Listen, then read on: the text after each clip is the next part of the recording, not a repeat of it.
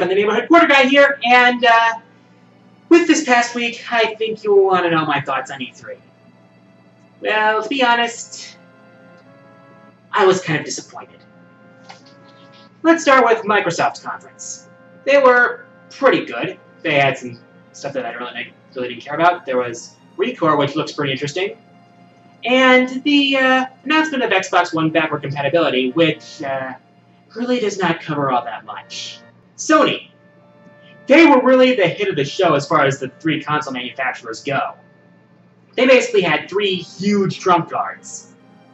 They had a Kickstarter for Shenmue 3, The Last Guardian, which has been in development hell for who knows how long, and probably the announcement that garnered the most hype from the general populace who was paying attention to E3. Final Fantasy VII is getting a remake, from the ground up, for PS4. I couldn't even fathom the amount of cheers that went up when that trailer started up. But by far, the biggest disappointment, and it really hurts me to say this considering I grew up with them, was Nintendo's digital event. Nintendo. I expected so much from you, and you let me down for the most part.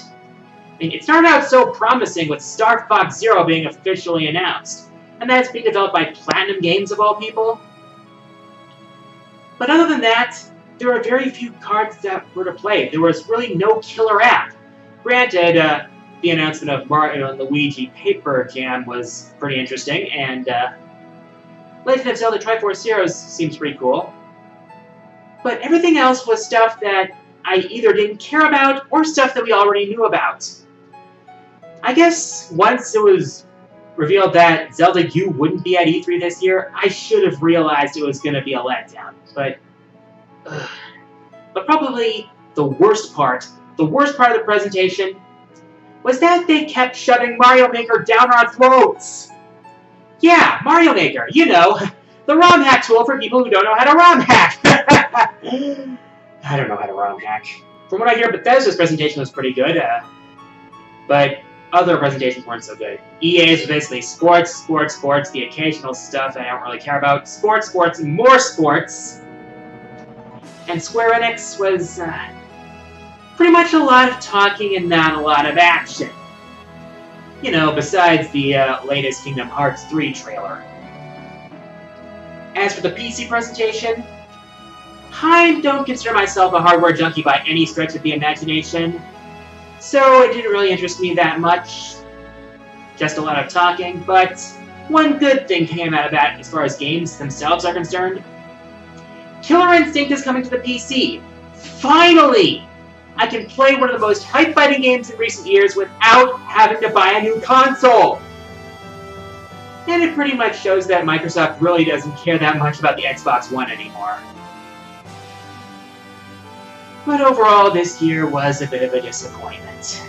Hopefully next year will be better, because Nintendo's probably going to show off Zelda U next year, and probably going to show off the first actual information on the Nintendo NX, which is apparently their next console.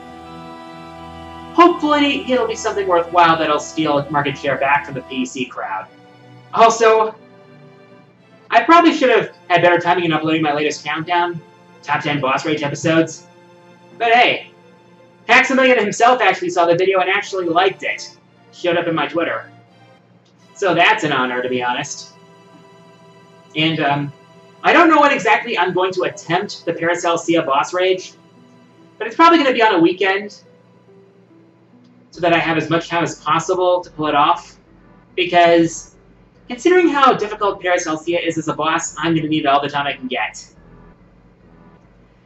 I only intend to take breaks for necessities, such as meals, going to the bathroom, that stuff. I need to keep fully engaged. I do not intend to take breaks just to relieve the salt. That's not what Boss Rage is about. Now, today's Father's Day when I'm uploading this, so for my question of the week, here's my question. I'm going to ask, what are your fondest memories with your father? As always, answer my question in the comments below. I'll give you my favorite responses in the next week's episode, here are this week's winners. Besides the people who said the Smash League, because, like, 99% of the people who responded said that.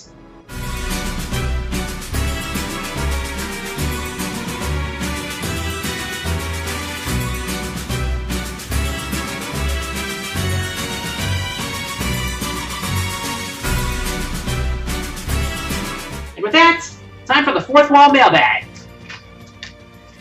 First question today comes from Elise Araina, who asks, "Hey Kyuji, what is your opinion of people who complain about a YouTuber's voice?" Yeah, YouTuber's voice. You know, the kind of thing people can't exactly change without mechanical implementation, like auto-tuning. I think comments like that are really stupid. If you want to complain about a YouTuber, complain about something legitimate like the quality of their work, stuff they can actually change, you know, like their editing, their arguments. I mean, it's like, well, the delivery of their arguments, more specifically. The reason, it's like making sure they have good reasoning behind them, and not a lot of fluff. Don't complain about something they can't naturally change. I mean, a voice is the only thing you, I mean, your voice is the only one you've got. There's really no point in complaining about it. Next question comes from Xenostar, who asks, "Are you willing to play Xenosaga despite that you love Xenoblade Chronicles?" You know, I'm not sure. I may at some point.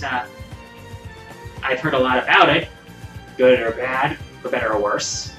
So, I might try it at some point, I just don't know when. It would probably have to be sometime when I have a lot of time to dedicate to it, because RPGs are like that. Next question comes from DNA Dark Dragon, who asks, "Have heard of The World End With You?" I think you mean The World Ends With You. And I have to say, it's definitely one of my favorite cult classic games on the DS library. I mean, it had a rather unique story, interesting mechanics, using fashion to boost your stats. I also like the modern setting in Shibuya. It was definitely interesting and a nice breath of fresh air among the RPG genre. Hopefully Square Enix will make a sequel to it and, you know, make it good. Rachel Flynn asks, "How did you react to the Five Nights at Freddy's 4 teaser?" To be honest, I don't really care for Five Nights at Freddy's. At all. The only reason I played the demo was because I was put up to it, but I'm not a fan of horror games, especially modern horror games which rely primarily on jump scares for their horror. It's just cheap, and in the end it's not unscary, it's just panic, it's just startling, and to be honest, that's not real terror. I'd rather be scared by atmosphere and what you don't see rather than all of a sudden, "Wah!" That's just my angle, to be honest. Theodore Monin, who asks, "Why won't you die?" Nanomachine, son!